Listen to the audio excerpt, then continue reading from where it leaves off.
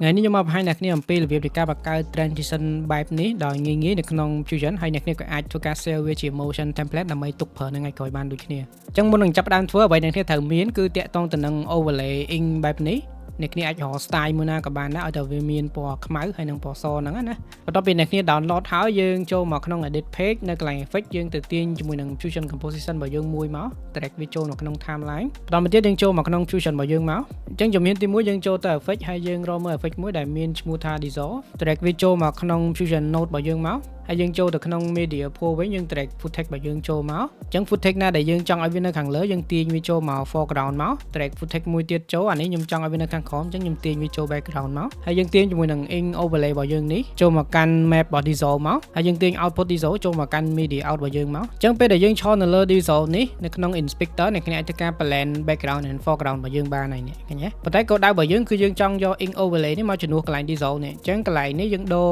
dissolve នេះមកកាន់ gradient width នេះមកអញ្ចឹងនៅពេលដែលគ្នាធ្វើការទាញ background and foreground របស់យើងម្ដងទៀតមកនេះឃើញទេអ្នកគ្នាអាចធ្វើការ play មើលបាននេះអញ្ចឹងនៅកន្លែងនេះអ្នកគ្នាអាចធ្វើការសេរីកន្លែង soft នេះអ្នកគ្នាអាចបើក border វាមកអាចធ្វើការសេរីបានខ្ញុំចង់ឲ្យវា soft ប៉ុណ្ណាអញ្ចឹងណាអូ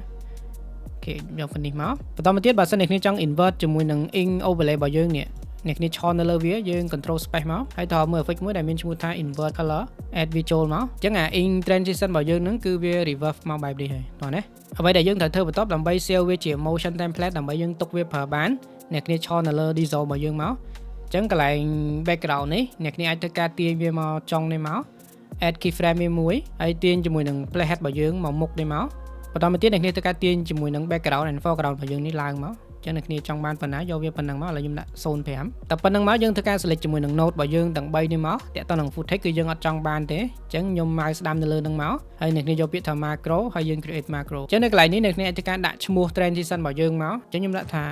ink transition តែប៉ុណ្ណឹងមកអ្នកគ្នាធ្វើការខ្វែងវាហើយយើងយក yes មកអញ្ចឹងវានឹងបើកជាមួយនឹងផ្ទាំង macro editor ឲ្យយើងហើយអញ្ចឹងអ្នកគ្នាធ្វើការថយវាមួយមកគោលដៅរបស់យើងគឺយើងចង់យកវាទៅដាក់នៅក្នុង motion template អញ្ចឹងខ្ញុំយកកន្លែង template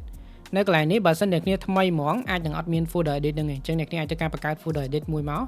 ចូលទៅខាងក្នុងអញ្ចឹង motion template ទាំង4នេះបើសិនអ្នកគ្នាថ្មីក៏វាអត់មានដែរអញ្ចឹងធ្វើការបង្កើតវាមកជាទូទៅអ្នកគ្នារៀន software អីក៏ដោយគឺវាមាន motion template ទាំង4ហ្នឹងហើយ effect generator title ហើយនិង transition ហ្នឹងឯងអញ្ចឹងគោលដៅរបស់យើងគឺយើងធ្វើជាមួយនឹង transition ខ្ញុំចូលមក folder transition នេះមកបន្តមកទៀតអ្នកគ្នាចុច save មកឥឡូវយើងចូលទៅក្នុង edit page របស់យើងវិញយើងសាកតេស្តជាមួយនឹង video transition ដែលយើងបានបង្កើតមិញមកអញ្ចឹងខ្ញុំទាញ footage របស់យើងចូលហើយអ្នកគ្នាធ្វើការកាត់វាបន្តិចមកដើម្បី apply ជាមួយនឹង transition របស់យើងណាយើងចូលទៅ effect video transition ហើយអ្នកគ្នាធ្វើការ search ឈ្មោះ transition ដែលអ្នកគ្នាបានបង្កើតមិញមកអញ្ចឹងខ្ញុំវាយថា ink transition នេះអញ្ចឹងអ្នកគ្នាអាចធ្វើការ drag វាចូលមកបានអញ្ចឹងយើង play មកនេះអូខេអញ្ចឹងវាឆាប់ចប់អ្នកគ្នាធ្វើការ play វាឲ្យវែងបន្តិចមកអូខេអញ្ចឹងអានេះគឺជា transition ដែលយើងបានបង្កើតមិញណាអូខេអញ្ចឹងវីដេអូនេះមានប៉ុណ្ណឹងបើអ្នកមានចង្អល់អីផ្សេងៗអាច comment នៅខាងក្រោមយើងជួបគ្នានៅវីដេអូក្រោយ